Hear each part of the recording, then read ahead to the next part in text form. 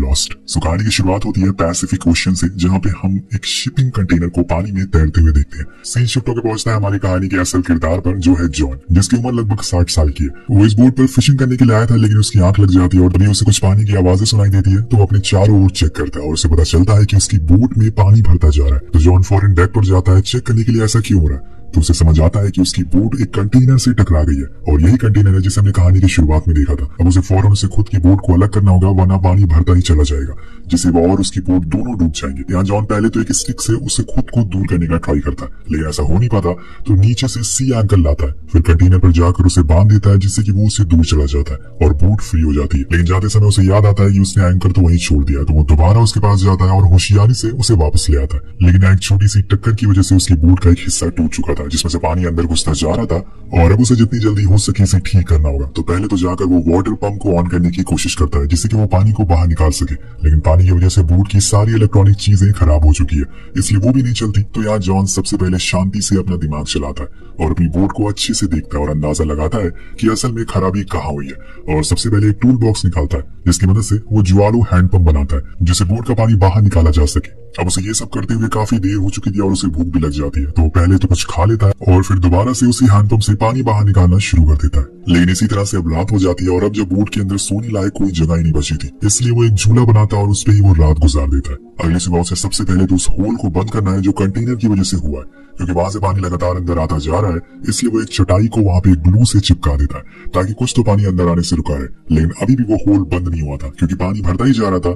इसलिए वो फिर से हैंड पंप चलाता और अंदर के पानी को बाहर निकालता है और फिर दोबारा से होल को बंद करने में लग जाता है। कुछ देर बाद फाइनली वो पूरी तरह से उस होल को बंद करने में कामयाब हो जाता है। लेकिन क्या ये काम करेगा, यही चेक करने के लिए वो बोट को थोड़ा डीप ले जाता है और लकीली जुआल उसका काम कर रहा होता है। अब उसका अगला काम है किसी को मैसेज भेजना कि वो यहाँ पर फंसा हुआ है, लेकिन इसके लिए उसे रेडियो की मदद चाहिए, जो कि अब बंद पड़ा हुआ है। अब यहाँ वो एक बार फिर से दिमाग चलाता है, जिससे कि उसे एक आइडिया आता है। वो नीचे से बोट की बैटरी लेकर आता है और फिर उसे खोलकर रेडियो से कनेक्ट कर देता है। उसके पास एक मैप भी था, जिसकी मदद से वो उसी लोकेशन के बारे में पता लगाता है जहाँ पे कनेक्टिविटी ज्यादा आती है और फिर सभी को SOS मैसेज भेजने का ट्राई करता है। लेकिन अफसोस इस बार उसका ये आइडिया काम नहीं आता और वो रेडियो को वहीं छोड़कर नीचे आ जाता है, जहाँ वो एक बुक को उठाता है और उसमें लिखी चीजों को समझने लगता है। दरअसल दोस्तों, ये बुक उसी रेडियो के साथ मिली थी, जिसमें बताया गया था कि अगर आप मुसीबत में हो तो कैसे इसे इस्तेमाल करके मदद मांग सकते हैं। अब वो बुक को पढ़ ही रहा होता है, लेकिन तभी अचानक से ऊपर कुछ आवाजें आती, तो वो फौरन जाता है और रेडियो पर बात करने की कोशिश करता है। लेकिन उसकी किस्मत खराब होती है, तभी उसका ट्रांजैक्टर खराब हो जाता है, जिससे उसका कनेक्शन टूट जाता है। तो वो उदास होकर नीचे आ जाता है और ढेर सारी शराब पीना शुरू कर देता है। यहाँ हम जॉन के चेहरे पे अब एक डर देखते हैं जो हर किसी को लग सकता है। जब वो ऐसी जगह पर फंसा हो,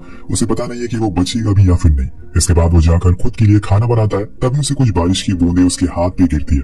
तो ऊपर जाकर देखता है तो हल्की फुल्की बूंदाबांदी हो रही थी, लेकिन वो उसे एंजॉय कर रहा था। दूसरी चीज, वो उसके पानी को इकट्ठा कर लेता है। अब जॉन नीचे आकर अपने बनाए हुए खाने को खाता है और फिर रात को बुक पढ़ते पढ़ते सो जाता है। उसे बात अच्छे से पता थी कि उसे यहाँ कोई बचाने के लिए इतनी जल्दी तो नहीं आएगा, इसलिए कल सुबह उठकर उसे ही कुछ करना पड़ेगा, वरना वो ऐसे ही कई दिनों तक यहाँ पर फंसा रहेगा। अगली सुबह जब उसकी आंख खुलती है तो सबसे पहले डेक पर जाता है और चारों तरफ नजर घुमाता है कि कहीं पे कोई शिप तो उसकी तरफ नहीं आ रहा है, पर ऐसा कुछ भी नहीं होता। इसके बाद वो अपनी एंटीना केबल को ठीक करने के लिए ऊपर जाता है और उसे ठीक करने के बाद नीचे आ जाता है। लेकिन उसी दौरान उसे दूर से आता हुआ एक तूफान दिखाई देता है, जो शाम तक उस तक पहुंच जाएगा, जिसके लिए पहले से ही उसे तैयार होना होगा। तो वो सबसे पहले जाकर बोट में रखी जितनी भी बाल्टियां या बोतल होती हैं उन्हें भर देता है, ताकि बोट का वजन भारी हो जाए और वो पलटे ना। इसके बाद वो खुद की शेविंग करता है, जैसे कि वो उस तूफान से कह रहा हो कि आ जाओ, मैं तुम्हारे लिए तैयार बैठा हूँ। फिर वो हैंडपंप से बोट में जमे हुए पानी को बाहर निकालता है और आखिर में जाकर वो अपने रेनकोट को पहन लेता है और डेक पर जाकर बोट को संभालने लग जाता है। कुछ ही समय के बाद बोट से वो तूफान टकराना शुरू हो जाता है, जिसकी वजह से तेज तेज लहरें भी उठना शुरू हो जाती है। अब उसकी बोट कभी नीचे जाती है, कभी ऊपर आती है, लेकिन ये लहरें उसका हौसला तोड़ नहीं पा रही थी। वो अपनी पूरी जान लगा देता है, उसे संभालने की पूरी कोशिश करता है, लेकिन लहरें अब बड़ी होती जा रही थी और एक बारी तो वो समुद्र में गिरते गिरते बचता है। तब उसे आइडिया आता है कि क्यों ना वो एंकर की मदद से बोट को एक ही जगह पर खड़ा कर दे। तो वो फौरन नीचे से एंकर लाता है और पानी में डालने लगता है,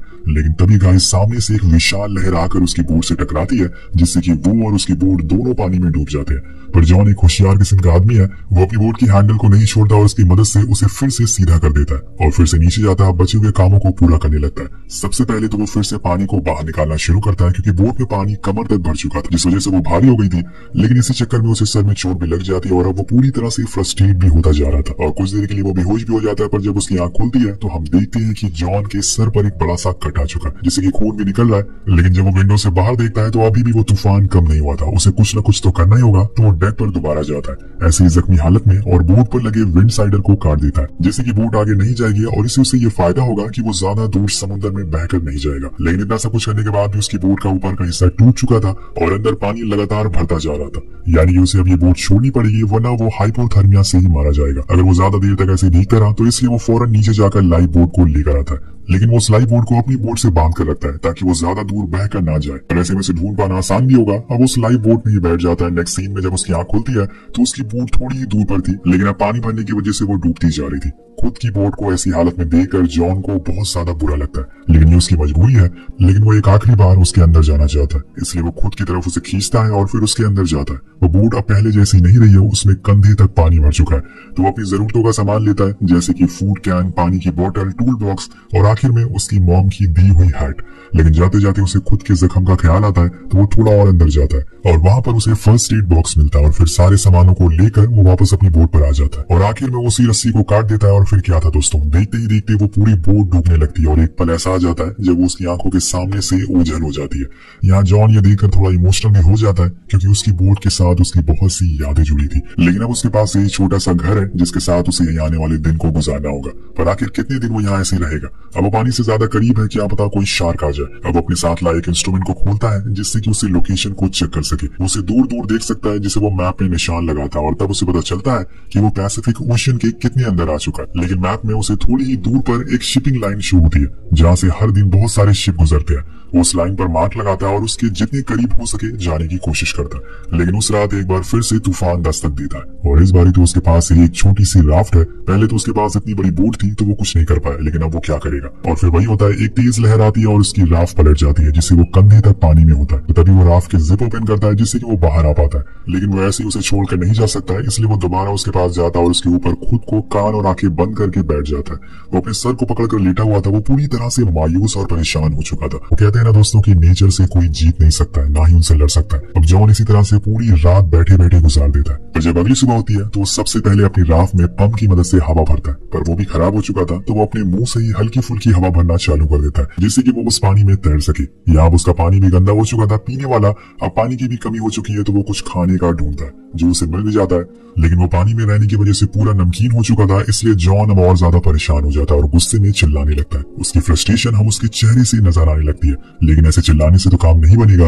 वो पहले तो मैप चेक करता है कि अब वो कितना दूर है, तब जाकर उसे पता चलता है कि अब थोड़ी दूरी पर शिपिंग लाइन है, जिससे कि उसे थोड़ा हौसला मिल जाता है। लेकिन अब यहाँ उसके लिए एक और मुसीबत हो जाती है और वो थी कड़ी धूप। वो बिल्कुल आसमान के नीचे है, इसलिए वो खुद को एक पन्नी से ढकने की कोशिश करता है, लेकिन आखिर कितनी देर वो खुद को ढक कर बैठा रहेगा। जैसे जैसे समय बीता रहता है धूप और तेज बढ़ती रहती है, जिस वजह से उसे और ज्यादा प्यास लगना शुरू हो जाती है, जिसके लिए वो एक उपाय ढूंढता है। वो उसी धूप का इस्तेमाल करता है पानी बनाने के लिए। जिस कैन में उसका पानी था वो उसे बीच से कट करके उसके ऊपर एक पन्नी लगा देता है और उसके नीचे एक ग्लास रख देता है, जिससे कि वहां रखा हुआ पानी प्यूरिफाई होने लगता है भाप बनकर और उस कप में भरना शुरू हो जाता है। चलो अब पानी का जुगाड़ तो हो गया था, लेकिन उसके लिए अब खाने का इंतजाम करना बाकी था, जो पानी का इंतजाम करने से थोड़ा आसान था, क्योंकि उसके आसपास मछलियों का भंडार था। तो वो एक कांटा बनाकर पानी में डाल देता है, जिसके बाद वो एक बार फिर मैप में देखता है। तभी उसके सामने से आता हुआ उसे एक बड़ा सा कार्गो शिप दिखाई देता है, जिसे देखकर उसे एक उम्मीद दिखाई देती है, इसलिए वो फौरन एक फ्लेयर जलाकर वेव करने लगता है। अब जैसे जैसे वो करीब आता जा रहा था वो चिल्लाने भी लगता है, लेकिन धीरे धीरे वो शिप उसके साइड से गुजर जाता है और कोई भी उसे देख नहीं पाता। अगर वो बोट पे होता तो मे भी वो लोग उसे देख पाते हैं, लेकिन वो एक छोटी सी राफ्ट पर है जिसके सामने इतना बड़ा शिप कुछ नहीं है। अब यहाँ उसकी उम्मीद इतनी पास आकर भी उसे दूर चली जाती है और वो फिर से मायूस हो जाता है और जॉन फिर से ऐसे ही बैठा रह जाता है। और इसी दौरान वो नोटिस करता है कि उसकी ट्रैप में मछली फंस चुकी है, तो उसे खींचना शुरू करता है, लेकिन जब तक वो उसके पास आती है एक शार्क उस मछली को खा जाती है। तो यहाँ उसका खाना भी जा चुका था और जॉन पूरी तरह से परेशान हो चुका था। हम देखते हैं कि अब रात में एक बार फिर से एक शिप उसके पास से गुजरता है, तो एक बार फिर से फ्लेयर छोड़ता है, लेकिन यहाँ भी वही होता है, वो लोग जॉन को देख नहीं पाते, जिसके बाद उसके अंदर अब जीने की उम्मीद ही खत्म होती जा रही थी। उसे तो यही लगने लगा था कि यहाँ तो बस बड़े बड़े शिप ही आएंगे जो कि उन्हें कभी देख ही नहीं पाएंगे और वो ऐसे ही यहाँ पर फंसा रह जाएगा। अब अगली सुबह जब वो सोकर उठता है तो देखता है कि जो पानी का जुगाड़ उसने लगाया था उसने काम करना शुरू कर दिया। तो वो फौरन पहले तो पानी पीता है और फिर से पानी में मछली के लिए जाल फेंकता है। और इसके बाद वो उस लोकेशन डिवाइस से देखता है और उसे पता चलता है कि अब वो शिपिंग लाइन से काफी आगे आ चुका है, यानी कि इस रास्ते पे अब कोई भी शिप नहीं आएगा। ये देखकर उसकी सारी उम्मीद टूट जाती है और यहाँ से वो अब जीने की उम्मीद छोड़ देता है। उसे पता चल चुका था कि अब वो तो शिपिंग लाइन से आगे आ चुका है, अगर कोई शिप उसके पास से गुजरती भी है तो वो उसे देख नहीं पाएंगे। इसलिए वाकई में पेपर में कुछ अपने दिल की बातें लिखता है। उसकी जिंदगी में जो जो भी गलतियां करी है उसने उन सभी के लिए वो माफी मांगता है। आखिरी लाइन में वो अपने परिवार के लिए कुछ बातें लिखता है। देन वो उस लेटर को एक जार में बंद करके पानी में फेंक देता है, जिसके बाद वो अपनी बोट पर लेट जाता है, इसी उम्मीद में कि कब आखिर उसकी मौत आएगी और वो मर जाएगा। और इसी इंतजार में रात हो जाती है, लेकिन उसकी किस्मत में शायद कुछ और ही लिखा हुआ था। उसे दूर एक उम्मीद की किरण दिखाई देती है जो शायद किसी शिप की थी, लेकिन जॉन के पास कोई फ्लेयर नहीं बची है जिससे वो उन्हें साइन दे सके। तो अपने पास जितने भी पेपर थे उन्हें जला देता है और उसे साइन देने की कोशिश करता है, लेकिन वो आग इतनी ज्यादा बढ़ जाती है कि उसे संभालना मुश्किल हो जाता है और देखते ही देखते पूरी राफ्ट में आग पकड़ लेती है। तो उसके पास कोई ऑप्शन नहीं बचता पानी में कूदने के अलावा। वो सीधा पानी में कूद जाता है। अब उसे शार्क का भी खतरा बढ़ चुका है। थोड़ी देर पानी में रहने के बाद वो फैसला करता है कि उसकी किस्मत में ऐसे ही मरना लिखा है, इसलिए वो आंख बंद कर पानी के अंदर जाने लगता है। लेकिन आज शायद वो दिन नहीं है जब जॉन को मरना हो। शायद ऊपर वाले की किताब में उसकी मौत की तारीख कुछ और लिखी है, क्योंकि उसकी आंखें खोलते ही ऊपर उसे एक बोर्ड दिखाई देती है जो पानी के नीचे लाइट मार रही थी, जिसे देखते ही वो ऊपर जाने लगता है और खुद की जान बचा लेता है। लोग उसकी जलती हुई राफ्ट देखकर उसे बचाने के लिए आए थे। दोस्तों, वो कहते हैं ना कि कभी कभी कोई चीज बर्बाद होते हुए भी आपका फायदा कर जाती है। तो इस कहानी से आपको एक सीख जरूर लेनी चाहिए, इतनी जल्दी हार नहीं माननी चाहिए, क्योंकि क्या पता ऊपर वाले ने आपके नसीब में कुछ और लिखा हो।